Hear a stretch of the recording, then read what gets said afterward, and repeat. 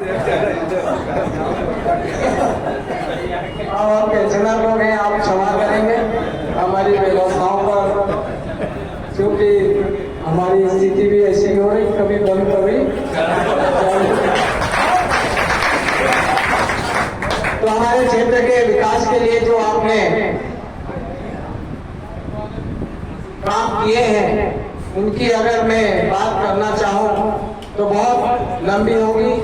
हमारे सांसद महोदय को भी समय कम है, परंतु फिर भी मैं आप लोगों को बता देना चाहता हूं कि हमारी जो पुरानी से पुरानी मांगे थी, पिछले 70 साल से हम लोग जिन कामों के लिए मांग कर रहे थे, वे मांगे आज हम उनको साक्षात पूरी होते हुए देख रहे हैं। बंधुओं, हमारी सबसे पुरानी जो मांग थी वो थी हमारे जिले में मेडिकल कॉलेज आए।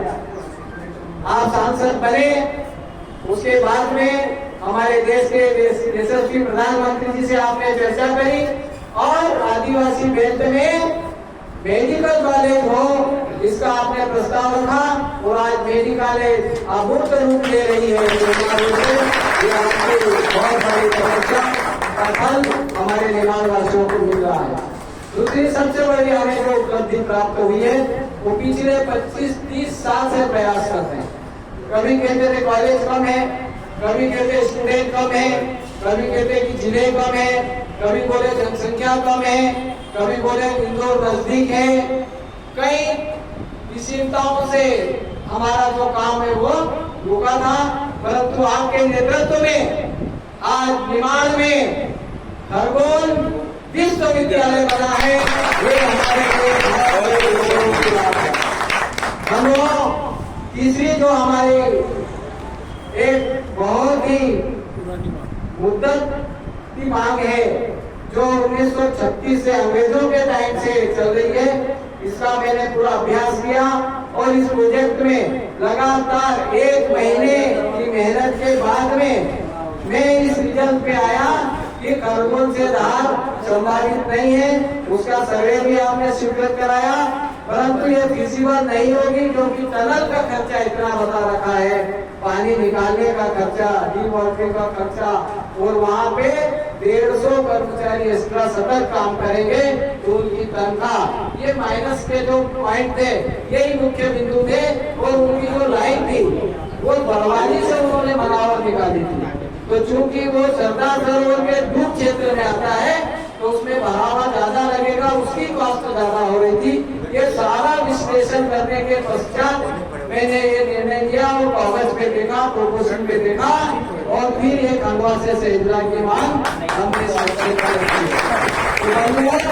आप देखिए, कार्य क्षमता देखिए, सोच देखिए कि ये सालों साल चलने वाली योजना है। 1936 से 1965-66 में, 84-85 में और उसके बाद 8-9 में, 8-9 के बाद में 18-19 में, परंतु ये 1 साल के अंदर अंदर आपने खंडवा सहेजरा की के साथ साथ आपका इसी बात के लिए हम लोग कर रहे हैं कि आपने इस बात की लय ले ली, एक मुद्दा बना लिया कि निमाड़ का विकास कैसे हो, हमारे लोगों को रोजगार कैसे मिले, हमारे लोगों की, आदिवासियों की आर्थिक स्थिति कैसे सुधरे, इस पर आप काम कर रहे हैं।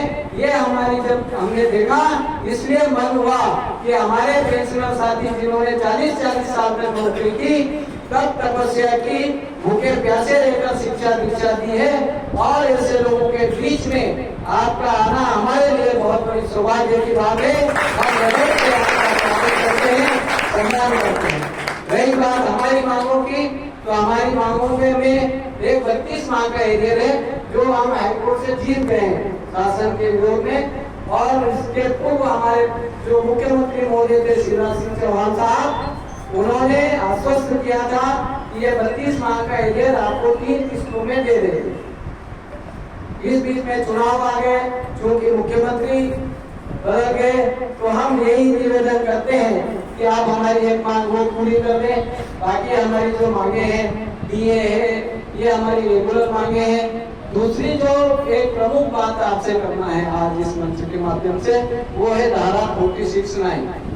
धारा 46(9) जब मध्य प्रदेश छत्तीसगढ़ वाला सन 2000 में, तब ये धारा लगा दी थी कि दोनों के जब आपसी सहमति होगी दोनों प्रदेश की, तब हमको डीए मिलेगा, महंगाई भत्ता मिलेगा। और उसका खामियाजा आज तक हम भुगत रहे। बीच में 17 में शासन ने निर्णय भी निकाल दिया, चिट्ठी भी दे दी कि सहमति की आवश्यकता नहीं है, परंतु फिर भी सेक्रेटरिएट के माध्यम से अब हम और आप सभी कहते हैं कहीं न कहीं कि मंत्री महोदय कुछ और चाहते हैं, अगर कुछ और टाइप हो जाता है और कौन कौन से कागज कैसे चेक करें ये संभव नहीं हो पाता। तो 17 में आर्डर स्पष्ट है कि दोनों प्रदेशों की आपस में सहमति की आवश्यकता नहीं है, परंतु